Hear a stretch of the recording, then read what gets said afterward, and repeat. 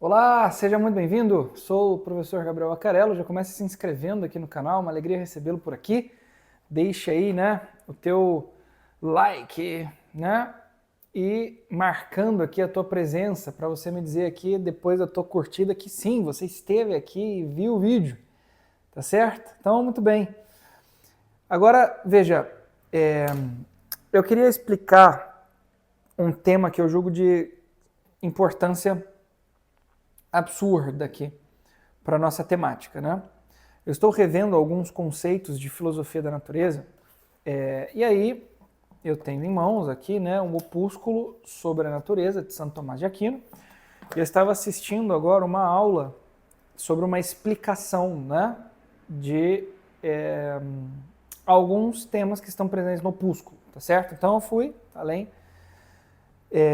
e estava assistindo uma aula aqui, vendo aqui algo da temática e etc, para poder me aprofundar no tema da filosofia da natureza, sobretudo a partir de São Tomás de Aquino. Quero me dedicar a entender um pouco mais o próprio Santo Tomás, Então estou lendo aqui, estou me dedicando a estudá-lo. E aí eu me deparei com um tema que me chamou a atenção sobre um aspecto muito, muito, muito interessante. Aliás, que me chamou a atenção por ter em si um aspecto muitíssimo interessante, que é algo que está presente no tema do hilemorfismo aristotélico, tomado por Santo Tomás de Aquino também, em sua filosofia. O que é hilemorfismo? Hile é matéria e morfé é forma em grego, ok? O hilemorfismo diz que todos os seres materiais são dotados de uma matéria-prima e uma forma substancial. Santo Tomás de Aquino, em um opúsculo específico que está dentro aqui desse opúsculo sobre a natureza, em que ele trata mais especificamente sobre a mistura dos elementos, tá certo? Os elementos da natureza mesmo, Ele diz o seguinte, que, na verdade, a matéria-prima informada, tá certo? Por aquela dita forma substancial, dá ser a esta matéria, cuja união constitui um ente específico, tá certo? Veja só, ente é um ser, tá certo? Algo que é, tudo bem? Algo que é, que possui ser, Uma coisa que existe, algo que é. Ente. Então, e todas as coisas que existem, obviamente, são, possuem ser, são dotadas de ser. Ser, aqui, à medida em que eu estou utilizando esse termo, não confundam com algo de, se é que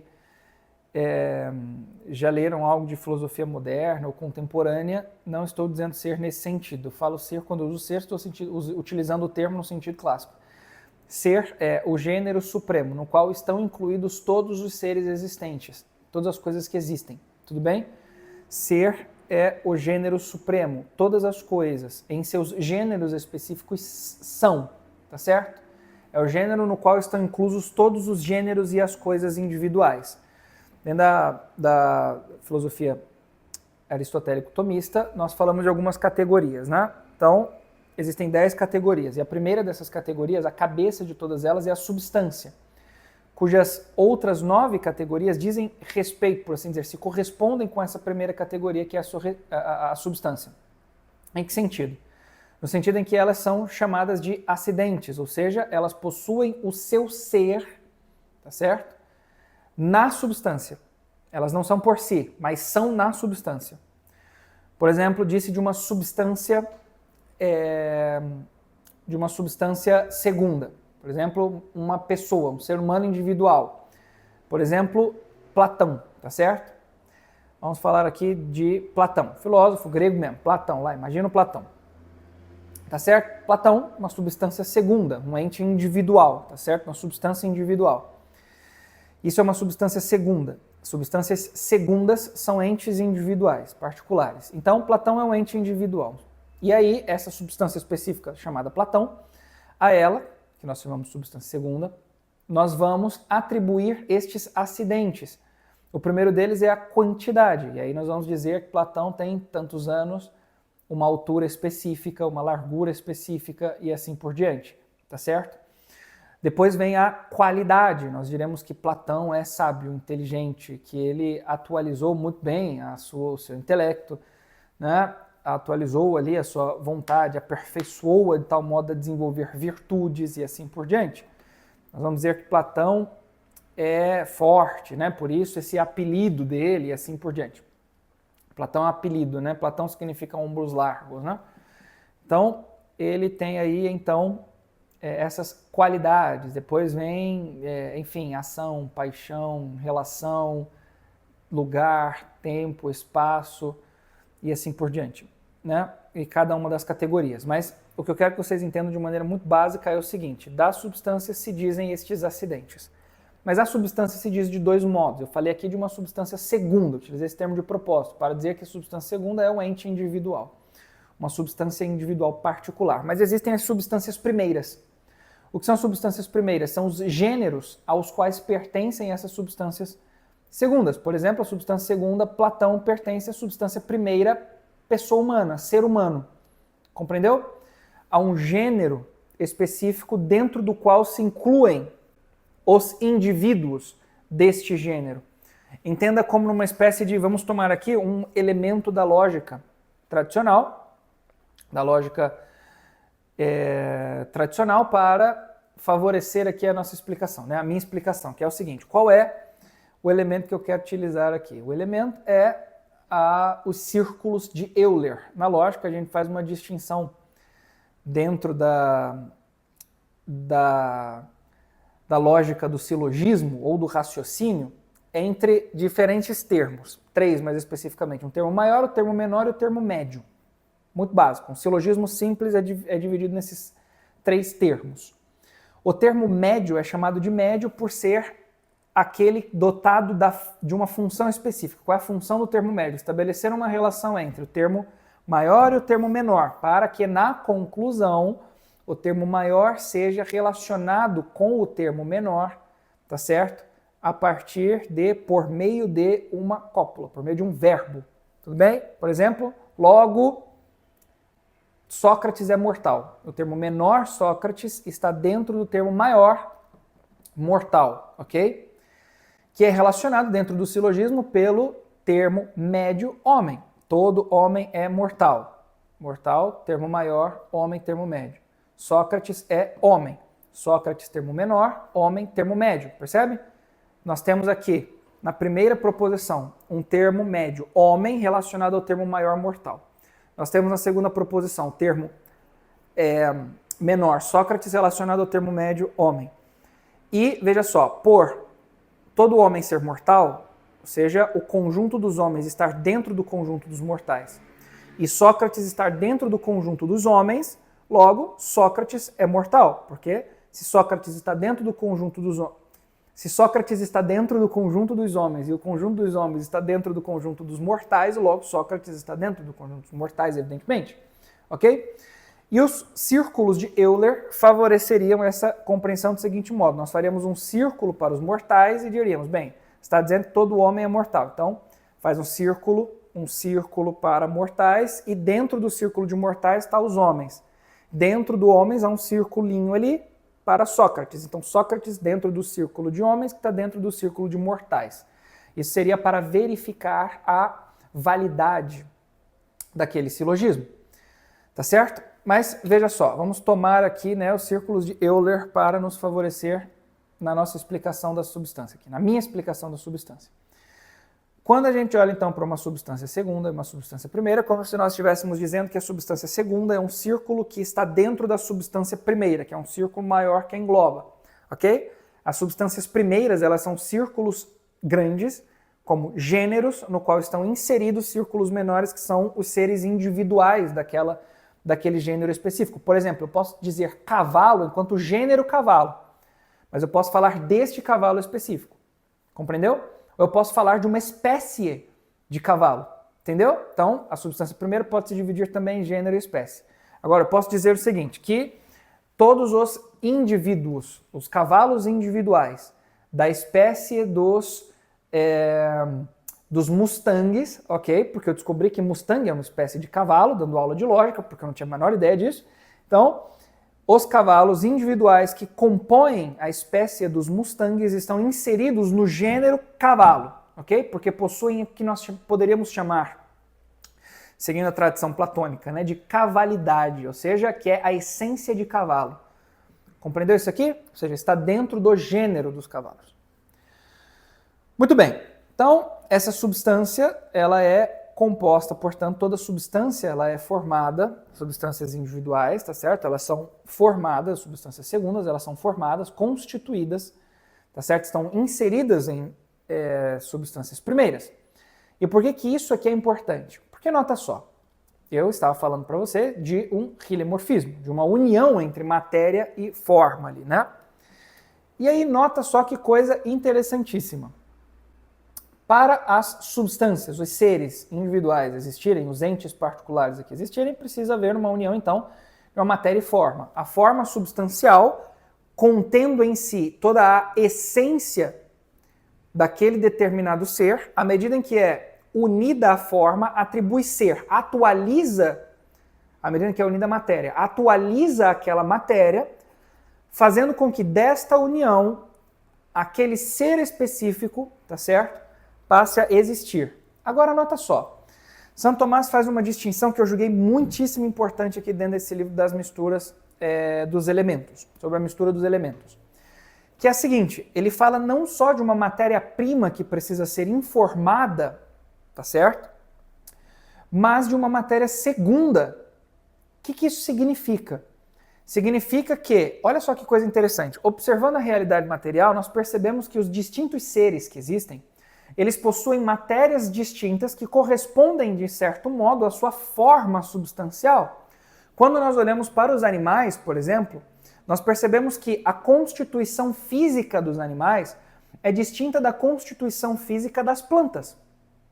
Ou seja, a disposição molecular, atômica, a fórmula, por assim dizer, material, né, é distinta em um ser de outro ser. E essa forma material, tá certo? Esse formato material, ele precisa ser dessa maneira específica para que aquela forma substancial atualize aquele ser, naquela matéria específica. Ou seja, as plantas precisam ser daquele modo, materialmente falando, para que a forma substancial da planta atualize aquela matéria. Por que eu estou falando da planta? Porque os animais é desse mesmo modo e nos seres humanos é desse mesmo modo. Veja só, isso aqui é uma maneira de valorizar filosoficamente a constituição física da pessoa humana. Sob qual aspecto? Sob o seguinte aspecto, veja, a constituição física dos animais e das plantas é daquele modo porque a forma substancial deles atualiza a matéria daquela maneira. E a matéria, para ser atualizada daquela maneira, precisa possuir em si certos atributos físicos, químicos, tá certo? Próprios para, veja, receber apropriadamente aquela forma substancial específica. Quando nós olhamos para o ser humano, a coisa funciona da mesmíssima forma. Ou seja, nos animais, olha que coisa interessante. A constituição física, por exemplo, de um cão, de uma ovelha, de um cavalo, né, como um cavalo, como uma ovelha que passa a tarde pastando, comendo folhas, com a cabeça virada para baixo, preocupando-se mais simbolicamente com aquelas coisas que dizem respeito aos impulsos do baixo ventre, como diz Salustio num prólogo belíssimo, né, do seu texto de Coniugazione Catiline. Esse prólogo é maravilhoso, é maravilhoso. Ele diz assim que tem lá então as ovelhinhas que estão lá viradas, voltadas para baixo, como que voltadas para si mesmo, para as paixões do baixo ventre, preocupadas do alto baixo ventre aqui, né, do estômago e do prazer venéreo. Então estão preocupadas com a reprodução e com a alimentação. Então estes seres que se preocupam com a alimentação e com a reprodução, eles são naturalmente voltados para baixo. A sua constituição física é apropriada para que aquela forma substancial atualize nele o que lhe seria próprio, aquilo que é a sua essência. A essência dos animais é naturalmente desenvolver uma vida baseada nos meros instintos que o conduzem a procurar pelos melhores meios de subsistência. Basta. É isso. Para o ser humano, a coisa é diversa. A constituição física do ser humano, nesse sentido, precisa possuir os elementos que são apropriados para serem atualizados pela forma substancial humana, ou seja, pelo espírito humano. O próprio corpo humano, ele é próprio para ser unido ao espírito. Compreendeu isso aqui? A união com o espírito, veja, o ser homem dotado de corpo e alma, corpo e espírito, matéria e forma, nesse sentido filosófico, precisa necessariamente que essa matéria tenha propriedades adequadas para que o espírito se una a ela e este ser humano tenha a possibilidade de desenvolver todas as potencialidades do espírito a partir da matéria própria para o desenvolvimento dessas potências espirituais.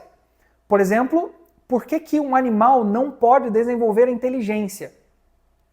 Porque ele não tem em sua essência aquelas potências específicas que o habilitam para, veja só, desenvolver um intelecto no sentido humano. E fisicamente ele não tem uma disposição para tal. O ser humano, muito pelo contrário, tem. Olha que coisa interessante. Simbolicamente, o homem, ele, veja só, aprende a caminhar ereto. A sua cabeça permanece no topo do seu corpo, da sua constituição física, como simbolizando o fato de que aquilo que deve reger a conduta do homem, o modo de operar próprio do ser humano, é a sua inteligência. Óbvio que eu estou estabelecendo aqui uma relação entre o órgão material físico próprio para as operações mentais e a mente em sentido filosófico. O cérebro, né? Agora presta atenção aqui, trazendo para o nosso tema especificamente, que é o tema do matrimônio, do amor e assim por diante, né? Do relacionamento, se é que você que está preocupado com o relacionamento permaneceu até aqui. Se você permaneceu até aqui, comenta aqui, bota aqui nos comentários, por favor, que você permaneceu até aqui, porque você é um herói. Muito obrigado, tá bem? Muito obrigado mesmo por ter permanecido até aqui, eu fico muito contente que sim. E eu estou fazendo esse vídeo aqui porque eu fiquei muito empolgado com o tema. Talvez ele não seja tão útil para todo mundo que está aqui no meu canal, mas eu realmente agradeço muito você assistir, compartilhar, comentar que você ficou até aqui agora, né, até esse exato momento. Ficou até agora aqui comigo, né? Mas vamos lá. Quando nós olhamos para a nossa temática específica do amor, do relacionamento, veja, os animais eles são inclinados para baixo, o modo específico segundo o qual, né, eles se relacionam é uma maneira perfeitamente distinta, absolutamente distinta, diametralmente oposta do modo como seres humanos se relacionam. A constituição física dos animais faz com que eles constituam um relacionamento absolutamente impessoal, entre aspas, porque não dá para falar de pessoalidade no mundo animal. Ou seja, eles não se relacionam olhando nos olhos um do outro, olhando naquilo que marca a individualidade de um e de outro. O relacionamento animal é absolutamente impessoal. Marca pura e simplesmente um ceder a uma dinâmica, veja só, meramente reativa da sua interioridade, dos seus instintos, dos seus afetos, dos seus apetites, e ele corresponde com esse impulso e, bem, o satisfaz. No ser humano a coisa é diversa. O modo de relacionar-se do homem, a sua constituição física, o inclina a relacionar-se com o outro olhando nos olhos, partilhando da sua intimidade, mostrando para o outro algo mais do que a mera materialidade de sua constituição física, mas do seu espírito. O corpo comunica a alma para o outro, por assim dizer. Compreendeu isso aqui ou não? Ou seja, a constituição física do ser humano, ela é própria para a manifestação do amor. Isso é maravilhoso. Percebe? A forma substancial do ser humano, seu espírito, está dotado de uma capacidade operativa específica em relação às outras pessoas, que é amá-las. O homem, por ser dotado de um espírito, pode amar. Ou seja, operar a partir de um movimento da vontade em direção ao outro, querendo o bem do outro, de maneira permanente, servindo constantemente, visando a sua felicidade e realização eterna, Isso é o amor, no final das contas, entende? Amar o outro é o desejo do bem eterno do outro. Compreendeu? E, veja só, a constituição física, uma matéria segunda nesse sentido filosófico aqui de São Tomás de Aquino, tá certo? Seria uma constituição material própria para receber e poder atualizar aquilo que a forma substancial, né, enquanto o espírito humano possui como capacidade operativa. E unindo-se ao corpo, manifestá-la através do corpo, porque o corpo tem a capacidade de manifestar aquilo que a essência humana, em sua forma substancial, em seu espírito, é dotado e atualiza nela. Olha só que coisa maravilhosa. Isso é lindo, eu achei isso aqui maravilhoso e eu espero que você também tenha achado. E eu agradeço se você assistiu aqui o vídeo até o final. Comenta aqui se você gostou disso aqui, se você entendeu, o que você tem a dizer, se você tem objeções, se você acha que eu disse um monte de baboseira aqui, se você precisa corrigir alguma coisa que eu disse aqui errado. Eu agradeço de coração se eu cometi alguma gafe e você me corrigir, porque, bem, estamos em busca da verdade, né? Mas agradeço também se você compartilhar, deixar o seu like, se inscrever no canal e ativar o sininho aqui para não perder nenhum conteúdo. Eu falo mais sobre o matrimônio, sobre isso que eu comentei aqui no final do vídeo mais especificamente, mas é isso aí, tá bom? Fique com Deus, um forte abraço, agradeço muito por ter estado aqui com você por todo esse tempo, sei, uns 20 minutos, tá bem? Fique com Deus e até o próximo programa, tá bem? Tchau, até mais. Obrigado!